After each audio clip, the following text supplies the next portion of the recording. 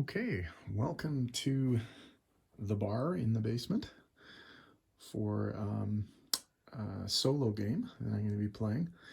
And I've got the board set up to play a variant that I've played a few times before, but it uses a few extra armies. We have South African pieces, Canadian pieces, um, who else do we have? Finnish pieces, Dutch pieces, etc.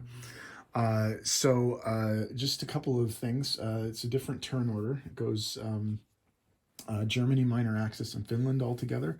Russia, Japan, United States, which has a split economy.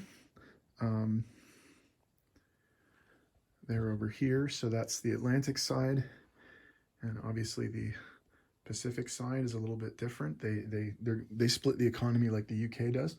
Then China, then Italy, then the UK, and they have a split economy. India, and of course London.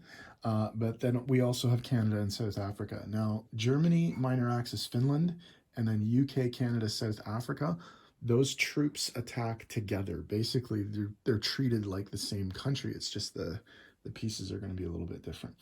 Then we have the Anzac. The Dutch are actually a playable country here, and as you can see in the Money Islands, there are orange Dutch pieces. And then France. Political situation, United States cannot, this is a 1939 setup, so United States cannot declare war until collect income phase of turn 4 unless attacked. Russia can't declare war until turn 5 unless attacked. And Italy is neutral for turn 1 and cannot attack or be attacked. So there's Italy. We do have some other optional rules we're going to be playing with. We're using the graduated factory system. You've probably seen something like that in my other videos. So military base, minor factory, major factory, industrial complex. All countries have airborne. You can use a strategic bomber as a transport.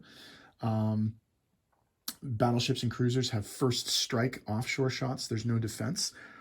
Except in cases where there's another optional rule that we have with pillboxes. Pillboxes negate the first strikes, and they also boost the defense of some of the infantry units. There's also radar towers, which give you +1 on bombing, +1 fighter on the scramble.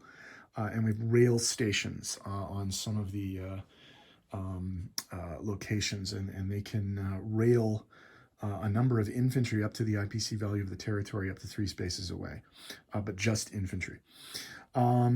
We have also a German wolf pack rule. Any 4 subs together gives 3 of those 4 subs +1 to hit. And we will be using the spy rule. We also have some tech in effect. Germany, Finland, Minor Axis start with blitz tactics. Germany starts with super subs. Russia starts with heavy artillery and improved production. Japan starts with super carriers and naval engineering. Italy starts with propaganda. UK starts with detection radar. Anzac starts with long-range aircraft. And the Americans are going to be able to buy tech for the first few rounds. For the first 4 rounds. They can spend $10 and get any tech that another country already has. As long as they remain neutral, and once they enter the war, they can only buy from their allies. There's a bunch of different neutral, like pro-Axis, pro-Ally territories. You'll see up on the board there, some of the stuff in Eastern Europe is neutral now and can be attacked by the Germans or activated by the Russians.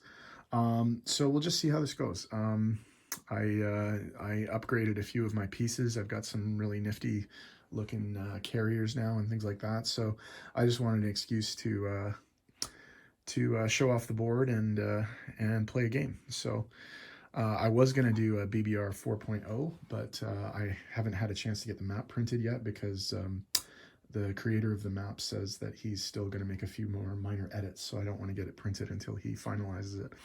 So I've decided to play this game instead, so we'll see what happens. We also have the spy rule in effect.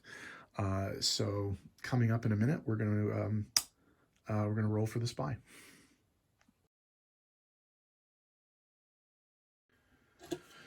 Okay, we're gonna roll each country on this for the spy. So I'll just this is Germany 1, so they probably won't be the spy. Minor Axis powers 6. That would be an interesting spy. Finland 2, Italy 5, and Japan 2. So basically somebody's got to tie the minor axis. So here's Russia 5, United States 2, England 5, France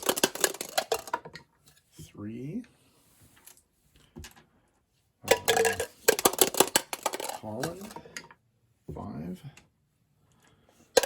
Aussies 3, South Africa 6, ooh, and Canada 4.